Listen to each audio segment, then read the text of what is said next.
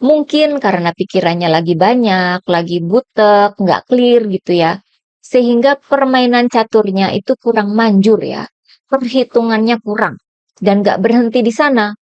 Apa yang terjadi kemudian itu sangat tidak disangka oleh Pak Jokowi. Sangat merugikan beliau.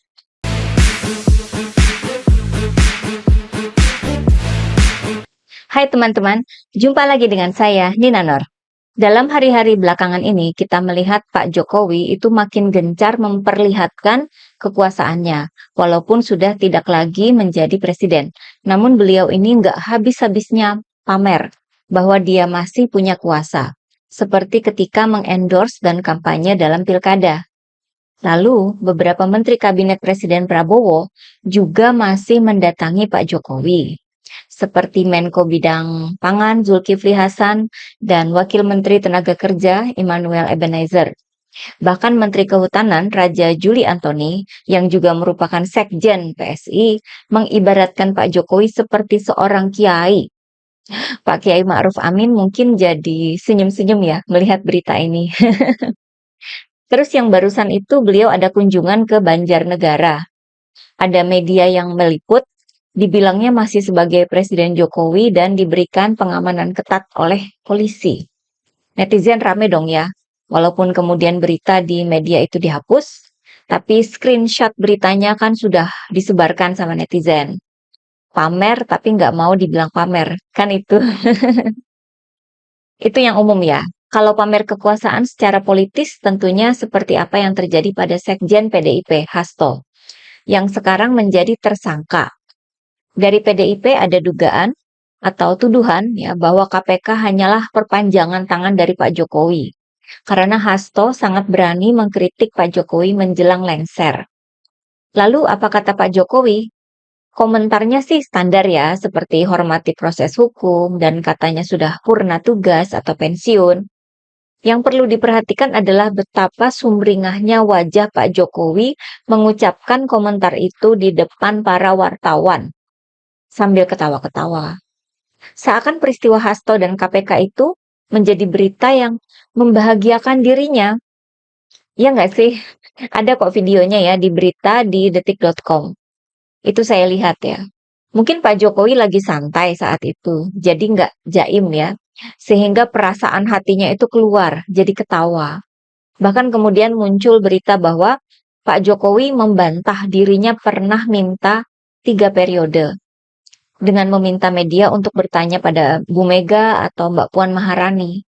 Berita yang muncul tiba-tiba ini membuat saya menduga bahwa ini merupakan sinyal yang dikirim Pak Jokowi ke arah Ibu Mega dan Mbak Puan, yakni agar Ibu Mega atau Mbak Puan mau ikut menegaskan bahwa Pak Jokowi tidak pernah minta 3 periode sebagai syarat agar Hasto bebas dari KPK.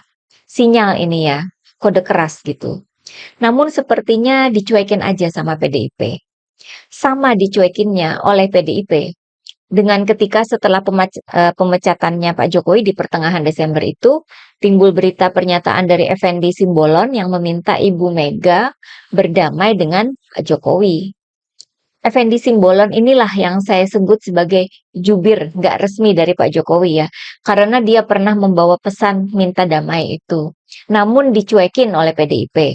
Sehingga ya kemudian kasusnya Hasto ini pun jadi tersangka ya. Tentu hidup itu nggak selalu indah.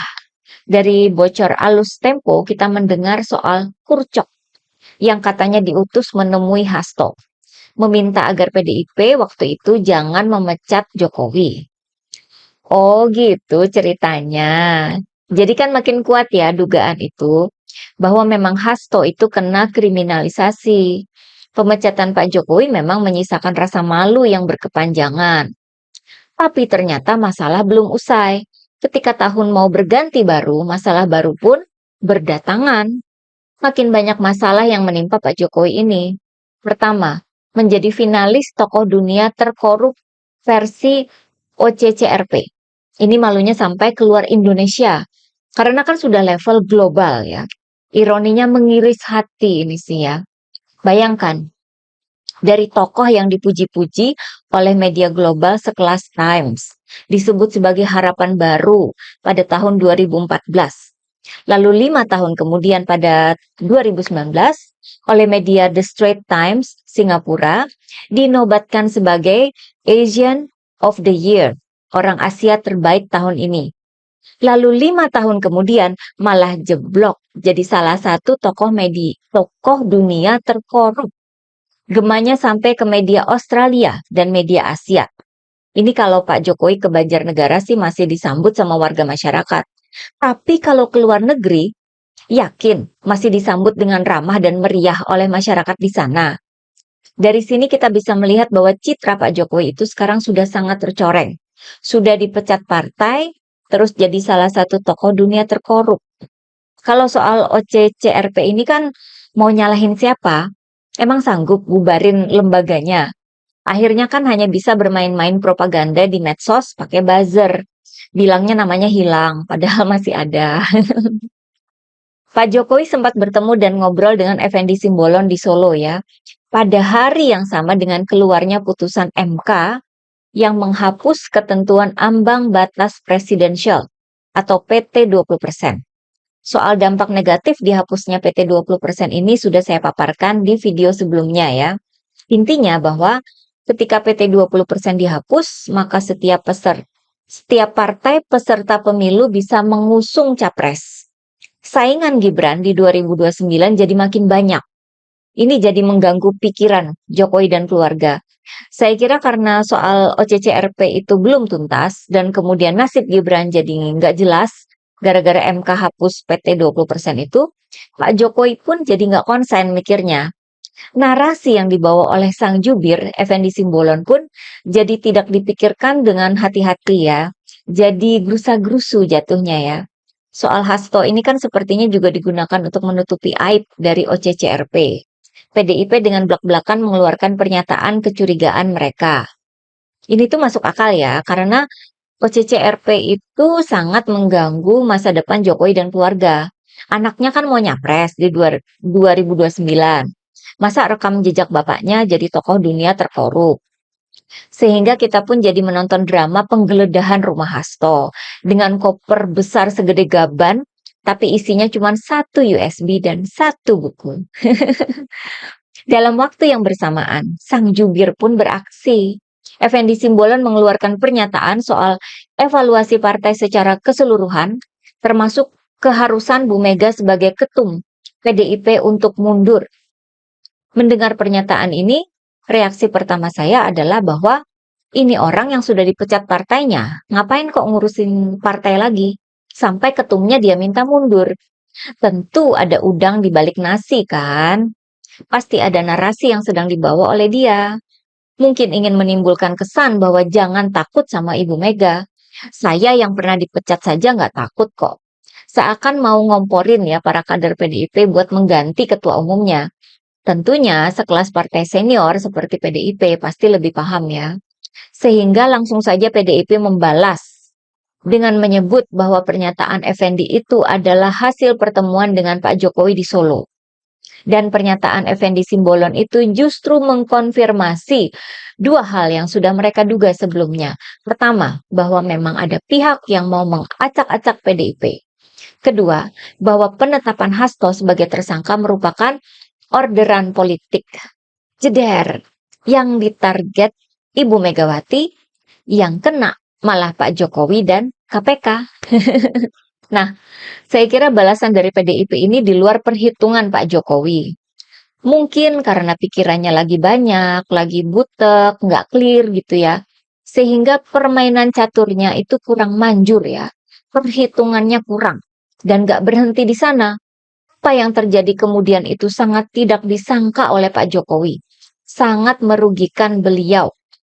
Selain meminta Ibu Mega mundur ketika ditanya media soal dugaan politisasi hukum terkait Hasto, Effendi juga mengungkap bahwa selama ini Pak Jokowi membantu Hasto.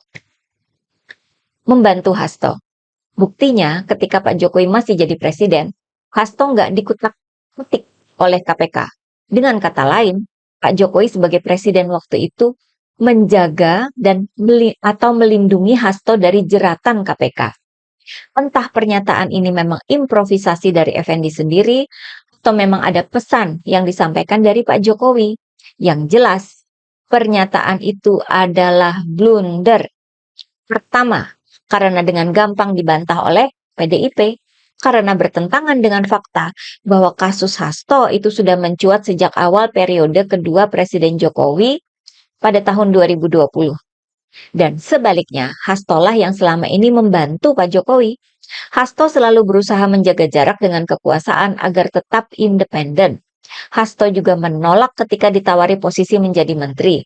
Sehingga bisa dibilang bahwa selama Pak Jokowi berkuasa, Hasto itu tidak pernah sekalipun menikmati kekuasaan Jokowi. Itu yang pertama.